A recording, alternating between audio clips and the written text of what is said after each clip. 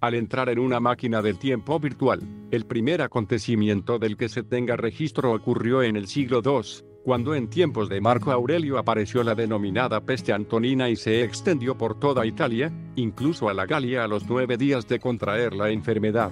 La persona se moría ya en tiempos de Pericles, siglo V AC. La peste de Atenas asoló Grecia y fue el historiador Tucídides quien confirmó que la misma llegó desde Etiopía y, además de matar a Pericles, lo hizo con otras 50.000 personas en el año 541. Una terrible plaga sacudió a Egipto y el emperador Justiniano la padeció, al igual que 600.000 personas que murieron por esta mezcla de peste bubónica y cólera. La peste negra fue la pesadilla de Europa en plena Edad Media, que devastó casi todo el continente en el siglo XIV. Se dice que la enfermedad llegó a la India, y que se cobró la vida de casi 2/3 de la población. Desde Asia llegó a Europa una enfermedad llamada cólera, y su llegada en 1830 causó 30.000 muertos en Inglaterra en 20 años, aunque la que peor la sufrió fue España, ya que los brotes de 1843 y 1854 causaron 300.000 muertes.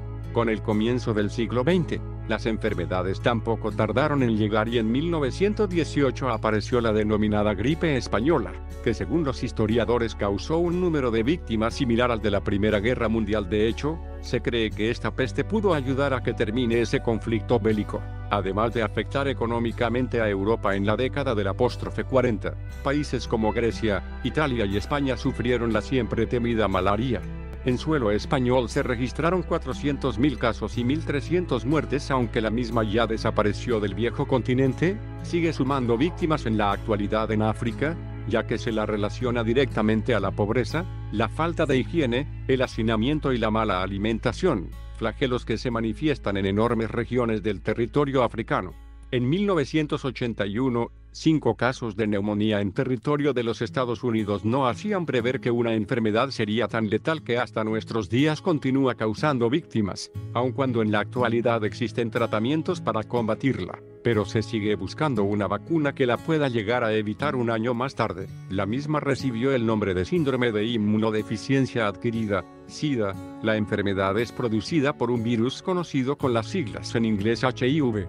Desde hace mucho ha dejado de ser un mal que solamente se contagiaban quienes tenían sexo no seguro o relaciones entre personas de un mismo género, y cualquiera puede ser víctima, ya sea como portador del virus o infectado con el mal. Iniciado el siglo XXI, otras enfermedades aparecieron en la órbita de la salud de los seres humanos. Por ejemplo, el síndrome respiratorio agudo, SARS, en 2002, del que se menciona que es semejante al coronavirus y proveniente de Asia. La denominada gripe A en 2009, que trajo a la memoria la gripe española.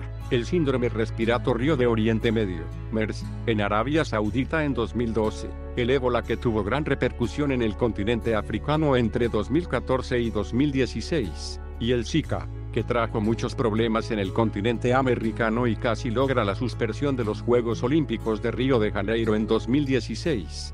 Por estos días, los habitantes de la Tierra se enfrentan a un nuevo enemigo, el coronavirus, que ya ha paralizado todo tipo de actividad a nivel global, pero que, con prevención, haciendo caso a los consejos de las autoridades sanitarias de cada ciudad, y con la tecnología existente, los seres humanos pueden terminar ganándole esta guerra. Mientras el mundo se debate entre la vida y la muerte con la llegada del COVID-19, hay que destacar que en nuestro país se registró una enfermedad que se cobró la vida de 14.000 personas en un plazo de apenas 6 meses, allá por 1871 en plena presidencia de Domingo Faustino Sarmiento. La fiebre amarilla ya había comenzado a cobrarse muchas víctimas fatales en Brasil y luego en Paraguay, donde se desarrollaba el fin de la guerra de la Triple Alianza.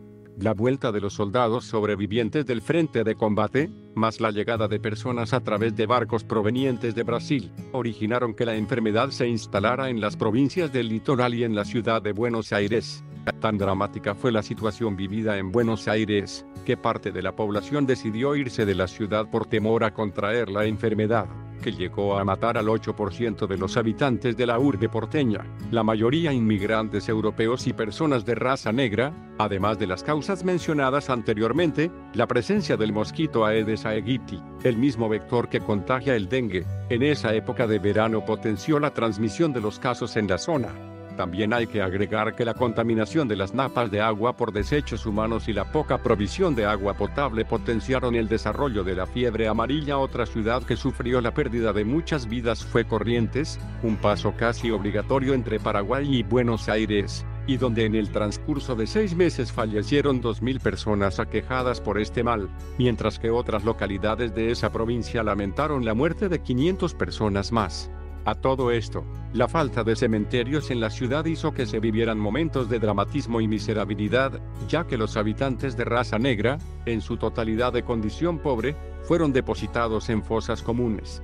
En cuanto al resto de los fallecidos, fueron enviados al cementerio del sur, hoy Parque Ameguino, pero su capacidad fue desbordada y ahí entró en acción el cementerio del oeste, en la actualidad Chacarita, en donde cientos de muertos llegaban en las noches en pequeños vagones ferroviarios para ser cremados. Cuando la Organización Mundial de la Salud, OMS, el pasado 12 de marzo, debido al gran avance que tuvo el COVID-19 a nivel mundial, anunció que dicha enfermedad dejó de ser solo un brote y pasó a convertirse en una pandemia, todo cambió en su momento. Tedros Adhanom Ghebreyesus, director de la OMS, aseguró que, en cuanto a la mencionada clasificación, si se usa incorrectamente puede causar un miedo irrazonable o una aceptación injustificada de que la lucha ha terminado. Para no entrar en un estado de pánico innecesario es muy importante saber cuál es la diferencia entre un brote epidémico y una pandemia. Un brote epidémico es una clasificación usada en la epidemiología para denominar la aparición repentina de una enfermedad debida a una infección en un lugar específico y en un momento determinado. El ejemplo más claro de esta situación es cuando se produce una intoxicación alimentaria provocando que aparezcan casos durante 2 o 3 días. Otro ejemplo son los brotes de meningitis o sarampión que pueden llegar a extenderse 2 o 3 meses. En cambio, para que se declare el estado de pandemia se tienen que cumplir 2 criterios: que el brote epidémico afecte a más de un continente y que los casos de cada país ya no sean importados sino provocados por transmisión comunitaria. Mientras los casos eran importados y el foco epidémico estaba localizado en China, la situación era calificada de brote epidémico. Pero en el momento en que salta a otros países y empieza a haber contagios comunitarios en más de un continente se convierte en pandemia.